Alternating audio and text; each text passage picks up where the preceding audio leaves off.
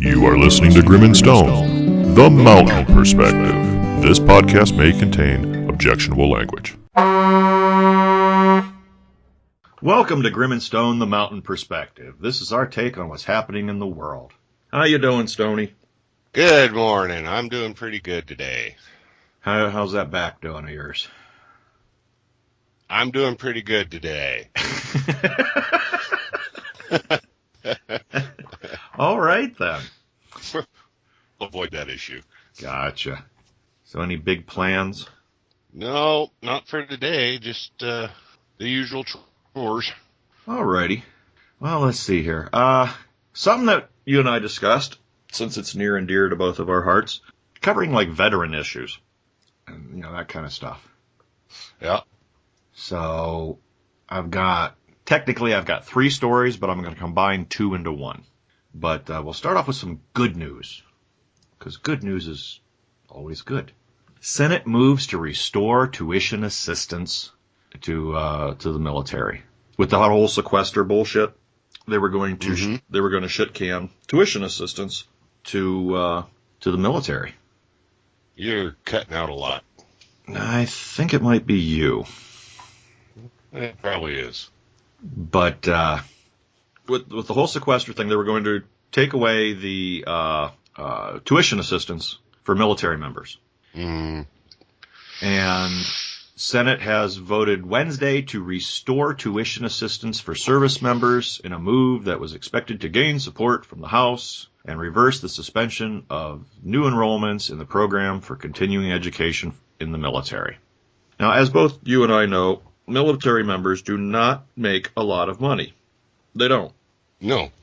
I mean, granted, okay, yes, they get, in essence, free health care. If they are single and want to live in the barracks, technically they get free housing. They can eat at the mess hall and can get free food. But that still does not, you know, they don't make a lot of money. And like to go to college or something like that, your average service member cannot afford it. It's just not possible. The money just isn't there. So good on the Senate for fixing that. And it was a bipartisan thing that was offered by, let's see, Senator James Inhofe from Oklahoma and Kay Hagan from North Carolina. Good on them for fixing that for our service members. Yeah, that's ridiculous. Oh, yeah. Well, I was going to say, if I remember the way that went when they stopped it, it was targeting the men and women that are in boots. Yes. Which, that's outrageous to me, because I took all of my general ed requirements and some job-related specialties through college on that bill. Right. And if I'd had to start from scratch when I got out the first time and went to college and take nothing but GREs, I'd have gave up on college. And also, by taking those college courses, made you eligible for promotion, correct? Oh, yeah. Yeah, all of that counts toward promotion, more money, you know, staying in the service because you've been promoted, so you don't get booted out for not being promoted. So, yeah, I mean, it's basically they require you to take college so that you can stay in, and they were about to shit can college. Yeah. Again, good on the Senate for figuring that out and fixing it. Good deal. Okay. Now I put this under crazy news because I think you and I both have dealt with this stuff. I got two whistleblower stories dealing with the VA. The first one, this one's out of, looks like Jackson, Mississippi. The VA hospital there. Employees have reported a range of serious wrongdoing, including improperly sterilized instruments, missed diagnoses of fatal illnesses, and let's see here. Yeah, they either did not read, misread, or purposely misread X-rays and stuff that led to the deaths of some of our veterans. Yeah, great. Now, in conjunction with that one, I mean that's bad enough. You know, we got people dying because of bullshit. This one here caught my eye the other day, I got an email on this one. Another whistleblower story. VA hiding veteran health data. And this is for all of our brothers and sisters who were in the Gulf War. Oh, boy. Yep. Former epidemiologist for the Department of Veterans Affairs told lawmakers on Wednesday that the agency's Office of Public Health buries or obscures research findings on veterans exposed to environmental toxins and hazards going back as far as the Gulf War. You know, you heard about the burn pits and all that mess. Excuse me. Yeah. And I remember all the fighting afterwards to get a ruling from VA on it, too. right, and the whole Gulf War illness thing. Mm-hmm. Yeah, the VA has been suppressing information about it, in quotes, losing it, or obscuring it to the point where it's completely illegible. It just doesn't, or unintelligible, just doesn't make sense. Because if they prove that the stuff that our people were exposed to has affected them in a negative way, then it's going to cost them all this money. And see, this goes back, Wow. well, you remember Chernobyl. That was our little time in the sun. I went to a VA clinic back in Canton, Ohio. I'm calling them out. I don't give a damn. And I went in, I want to say probably June of 86. I got out in April of 86. And I went in and said I wanted to be tested for radiation exposure. And initially they took me up to a room and told me to get undressed and sit on the table and wait. Well, as I'm sitting there, I'm able to look. They have these giant windows, which are just awesome for privacy, because I'm sitting there in my chonies and looking out into the hallway. I see one of the white coats, one of the doctors standing out there, and all of a sudden these two suits walk up to her, point at me, and then make some nasty gesture, like a get out of here kind of gesture. And she came in and told me, I'm sorry, you have to leave. What it boiled down to is had they found that I was exposed to radiation, the radiation of Chernobyl, which we all knew we were, those of us in Europe, then they would have had to test everybody. And this would have amounted to billions of dollars. I understand it, but it's still bullshit.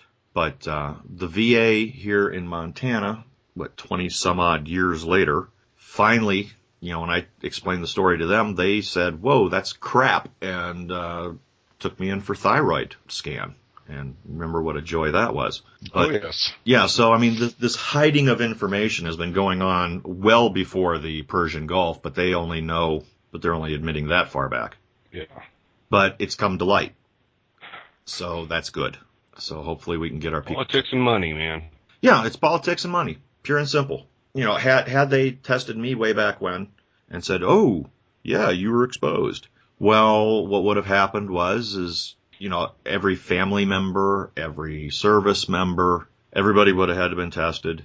And the way it was explained to me, I went to NBC school or nuclear biological chemical school at Fort Knox. And the instructor there, the way he explained it, he said, had I been tested, what they would have found was my white blood cell count was high, would have probably said that I had AIDS, and if I end up with cancer, they're going to blame it on the smoking. Yeah. So I spent basically the entire decade of my 20s waiting for cancer, because this instructor says, if you make it to 30, the chances are you beat it.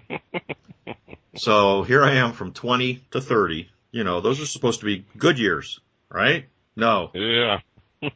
I had the looming shadow of frigging cancer hanging over me. Which is maybe why I drank as much as I did and partied as hard as I did, because I was going to die anyway. Could be. Or at least that's what, the impression I got. So. But yeah, that's our veteran news. At least that's what I got. Let's see here. Foreign news. California. Got this out of the LA Times. Basically what this boils down to is Dianne Feinstein's head is exploding because the proposed assault weapons ban that she put forward is not going to go through. Oh. Yeah, it's, oh so sad. What this scumbag did was she went and had one of the parents from the Sandy Hook shooting show up. Is someone calling? No. Okay, I just got a weird little thing on Skype, Send you a note. Oh, I don't think it's me. I think it's you. I think your kids are on the internet because they're both awake, aren't they? One of them is. Yeah. He's probably downloading porn again. and bogging up your system. But let's see here. Yeah, she had one of the parents from the Sandy Hook shooting show up to talk about the importance of this ban. Although, as we all know, as USA Today said, there were no, in quotes, assault weapons used in the Sandy Hook shooting. So, hello. I'm telling you, it's your kids. Can you hear anything? I hear a couple of words, and then I hear dead space, and then a couple of words, and yeah. I think it's you, because I've got nice, smooth internet over here. Okay. But internet for a while.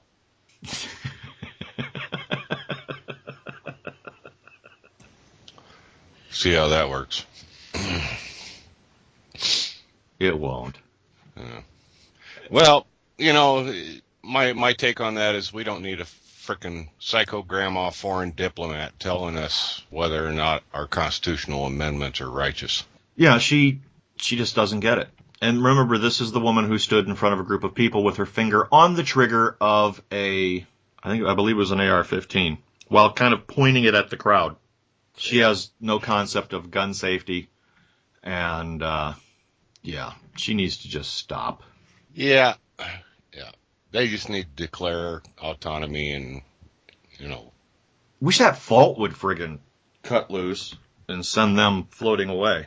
Well, we just need to reverse the treaty and give California back to Mexico. I thought we did. Well, they kind of took it from us unofficially. Oh, okay. Let's see. One more. This one I found funny. This was the sports one. And it's only sports related because our boy Dennis Rodman is back in the news. This is awesome. Now, let me get his name right so that I don't screw it up. Okay, Kim Jong-un, the leader of North Korea. Mm-hmm. What do you know about his personal life? Nothing. Right. And that's by design. Okay? Because nobody wants anybody to know his weaknesses or something. Exactly. Yeah. When you're the leader, and a very popular leader and loved by oh so many, you keep your shit quiet so that your family's safe. Well, apparently he's married to Ri Sol-ju. Is that a female? I would assume so. They have a kid. They've got a daughter. Oh, okay. Yeah, Dennis Rodman went and spilt the beans about the daughter. Uh-huh. Apparently nobody knew about. So... Well, I guess he won't get invited back to the Summer Palace. Probably not. So they're a little peek inside old Kim Jong's personal life, trusting Dennis Rodman of all people with anything. Yeah. And someone wrote, Dennis Rodman's return to the limelight is just plain sad. A guy named Bruce Author said that. So we talked about the Dennis Rodman thing when he went to visit initially, and we said it was a bunch of hooey. But now it's coming back to bite old Kim Jong. That's too bad. I'll save weather for last. What do you have today? Well, my news really isn't quite as difficult to swallow as yours. All right. And we'll lead in with that and call it a pun. Linda Lovelace died on Monday. Oh, no. Star of Deep Throat. Yes, her one and only claim to fame. Pretty much, yeah. And then she claimed that she was forced to do all that. Yes. She called it legalized rape, and the mafia henchmen forced her into it. I saw that movie. And the smile on her face, I don't think you can fake that. She was having a good time. Either that or she was just friggin' gonzo on drugs. Probably a little both. Anyway, her real name was Linda Borman, and she died in a car accident on Monday. So, night, deep throat. That's too bad. Yeah. She had skills. Yeah. Well, she made $1,200 for making a new one, which was a lot more than she made for deep throat. But anyway, she's dead. Next, going further car hijinks. Kalamazoo, Michigan, police pulled over a suspicious vehicle. Guy was sitting in his car at a motel in Kalamazoo at 2:30 in the morning. Okay. In the morning. So they pulled him over, and the cop says, he tells the cop, well, I just hit a deer. That's why I'm sitting here. I just hit a deer, and I loaded it up in the trunk of my car. In Michigan, you can get a salvage permit to butcher a deer that you hit. Okay, much like here. But yeah. So dude hits this deer, puts it in the trunk of his car, and cops go, hey, why is this pervert sitting in front of the hotel at 2:30 in the morning? Let's check him out. Well, when they popped the trunk to check his story, dinner ran away. It wasn't dead. Apparently the deer was not ready to be food, and it was only unconscious when dude loaded it. So it says in the story here, it says, oh, where did it go? They're lucky no one got hurt. Oh yeah. It scared the hell out of the officer. Well, no shit. Needless to say. Now anybody that is a deer hunter, and you and I know this from actually seeing things happen, you make damn sure that animal is dead before you mess with it. Yeah. A deer will mess you up. Well, those hooves are sharp. Well, yeah, and it doesn't say whether or not it had antlers, but, I mean... Well, I told you about the guy who hit the deer and threw it in the back of his pickup truck. Did I tell you about that? Yeah, a buddy of mine knew a guy, and so this is probably one of these urban legend things, but threw it in the back of it. Well, it wasn't a pickup truck. It was like a Bronco. Mm-hmm. Threw it in the back of the Bronco, and while he's driving, it came to and ended up putting a friggin' antler through the back of his seat into his lung. And he ended up sitting on the side of the road, and the cops, and the windows are all kicked out, and the deer's gone, and dude's sitting there on the side of the road because he can't friggin' breathe, and the cops come up, they're like, what's wrong? He's like,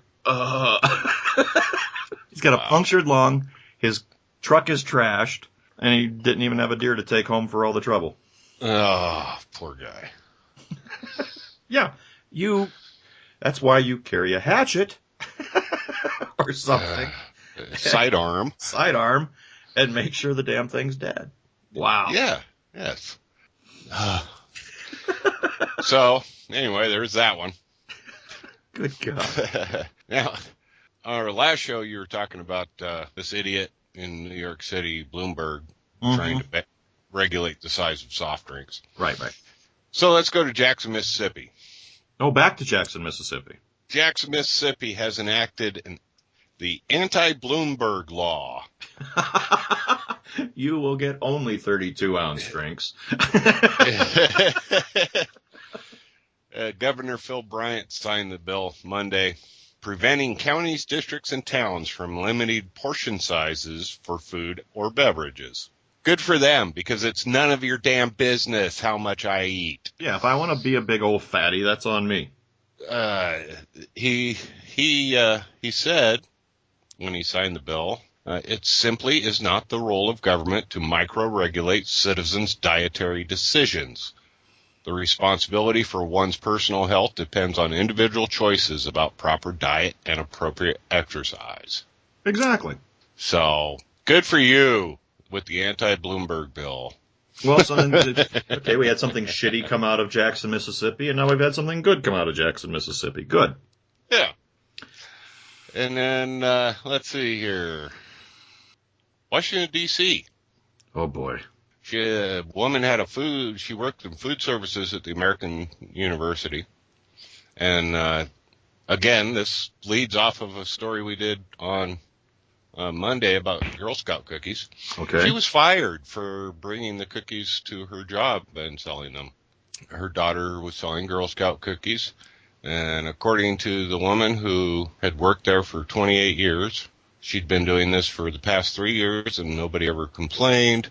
She says, I had the cookies on a cart and never asked anyone to buy them. If they wanted them, there they were. letter from the food management company accused her of gross misconduct by soliciting and operating a cash business over the counter. So, yeah, they just... That's common practice. Yeah. Throughout, I mean, You take them to work with you. Yeah, you take them to work with you. Anybody want any cookies? No? Yeah. Okay. Or, oh, you want some Thin Mints? Here you go. Right. You know, yeah, I mean, I'm sure that there are some jackhats out there who are, you know, they hard sell the shit, but generally it's, there they are. If you want them, you buy them. And that's common practice, and I think she was fired wrongly. I agree with you. You don't make any money selling Girl Scout cookies. All the money goes to the Girl Scouts organization. Yeah. But exactly. Anyway, she got canned for selling her daughter's cookies at work. That's awesome. Let's move on from that to another firing of a university person. Okay. Oxford, England. All right. Students at Britain's Oxford University are calling for the rehiring of a librarian who was fired after the students made a Harlem Shake video in the library. The student body is calling in the strongest terms for the librarian Calypso Nash to be rehired, saying that there was no disturbance. It lasted 7 minutes at 11:30 p.m. on a Sunday. But as soon as it hit the net, she was gone. Wow. So, I mean, now granted, I'm all in favor of stopping the Harlem Shake. I don't get it. But 11:30 at night on a Sunday, which, you know, I'm guessing the place was pretty much empty except for the kids who were there for that video. Probably. And anybody who wasn't there for the video, it was 7 minutes. Well, it's outrageous. Yeah. Obviously. I mean, the university overreacted. What I don't understand is, first of all, I don't understand this Harlem Shake phenomenon. I don't think I think it's run its course and people just need to let it die. Well, I hope so.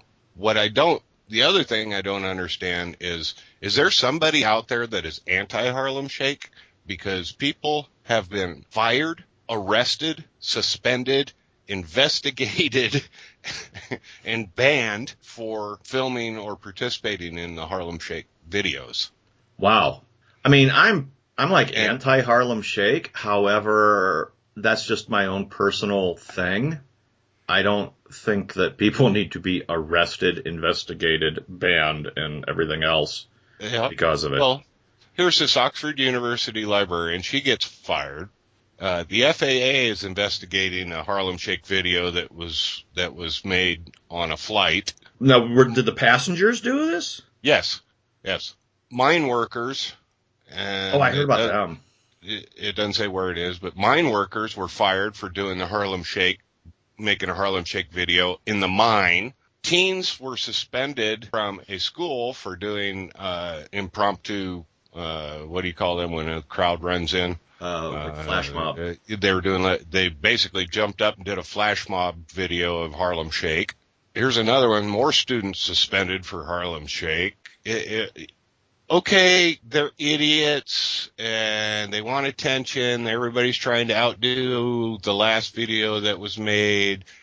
Do we really have to suspend students and fire workers because their brain failed for 7 to 10 minutes? You know, I mean, come on. We hire people to run these countries because their brains shut down. Why? What's the big deal? I don't get it. I mean, like for the one on the plane, was the plane in the air? Do we know that? I believe that one was. But was it a safety issue? Well, that's what they're saying. The same thing with the miners. It was a Frontier Airlines flight, and this makes it even better. It was members of the Colorado College Wasabi Ultimate Frisbee team. Okay, so we have some serious sports people here. Yes, very serious-minded folks. And one of the students reported to the station in Denver that was doing the story that they asked for permission before they started from the flight attendant. So, did she get fired? I don't know. FAA is investigating that one. See, that's crap. You know. Okay, now, And then go ahead. you got the miners, 15 workers of the gold mine in Australia. They were fired for doing it in the mine because it breached safety and undermined the reputation of the company. See, I saw one, who the hell did it? Was it NASA? One of these places that's normally considered, real stuffy and stodgy and whatnot. They did one. Oh, there was one done at National Geographic at their main offices. And it was like, that's kind of cool. Granted, I don't get the Harlem Shake phenomenon, but they were having fun. And the whole video, all of these videos are like maybe a minute, 2 minutes long tops. So not a lot of time is invested in these things. Right. But it's just, it's people being people having fun. And I don't see a problem with people having fun, harmless fun, mind you. Yeah. Granted, I don't get it. I don't understand it. I don't want to be a Harlem Shake person, but it's not hurting anything. No. Well, one of the stories about the students. These are middle school students, 11, 12, 13-year-old kids. In a school photography class, with the permission of the substitute teacher, they did a Harlem Shake video. All the kids got suspended. And the response from the school to the newspaper is they can't comment on student discipline without parent authorization. Well, all the parents are wanting to know why their kid got suspended. I would say that's Constitution or that constitutes permission for you to tell me why the hell my kid was disciplined. Just because some meth smoke came through the room and epileptic seizures suddenly ran rampant through the crowd, and there happened to be a video camera going. Come on. Now, see, like with the photography class, you can look at, okay, we have parameters that we have to work within. The music that we have is only this long. You have your setup part of the video, and then the full dance set of the video. Yeah. And then we have to edit it, and we have to do this, and we have to do that, and we have to make sure our sound's right, make sure our lighting's right, and blah, blah, blah. You could turn it into a project. Sure. And have fun doing it. And I'm sure that's what they did. People are overreacting. I'll tell you, America is... People are stupid. Oh, I'm so fed up. But, like with the miners, it's going to, detrimental to the reputation of their company. Bullshit. When I saw that, I was like, these guys are in a dangerous friggin' job. One of the most dangerous jobs on the planet. And they did a Harlem Shake. And, underground. Yeah. As long as they're not kicking out support beams and setting off explosives for the fun of it, there's no problem here. And I think it's good advertising for the different places that do it. If they are the professionals that mining requires you to be, as far as safety, I seriously doubt if any of them did much of anything that endangered their lives. Oh, exactly, because, we've all seen it in the news. I had coal miners in my family way back when. Your world can end in a heartbeat. So safety is priority one at all costs. Yeah, people are just being douchebags. Yep. On both sides. Yep. Oh, you betcha. Well, hey, let's do weather and then wrap this thing up. What do you say? Yep. All right, we're going to go to Guam because we have a lot of people that we know that were originally from Guam. Hey, Pete, and everybody else, you remember more of the names than I do, but a lot. I have the capital of Guam, the name here, and I'm going to butcher it. I know it if I try to say it. Hagatna. Hagatna? Maybe? Maybe. I don't know. Anyway, it's 79 degrees there. It feels like 83. and there's a 20% chance of rain. Uh-huh. So if it feels like 83, that means they're high humidity. Oh, yeah. Well, good on them for having the 79 degrees. I mean, that's a little warm for me, but I wouldn't mind having a dose of that around here for a little bit. Shake this cold off. I think that about does it for the day. I think we covered everything. Wow, we went a little bit long. Yeah, we did. That's all right. All right, buddy. I will talk to you soon, and we will talk to everybody else on Monday. Let's see. Oh, next week is my daughter's birthday. I got to remember that. It's also my dog's birthday. They coincidentally share the same birthday. But, yep, so that's going to do it for today. And yeah, I'll talk to you later, Stone. And we'll talk to the rest of you on Monday. All right, you guys keep your powder dry. So have a good weekend.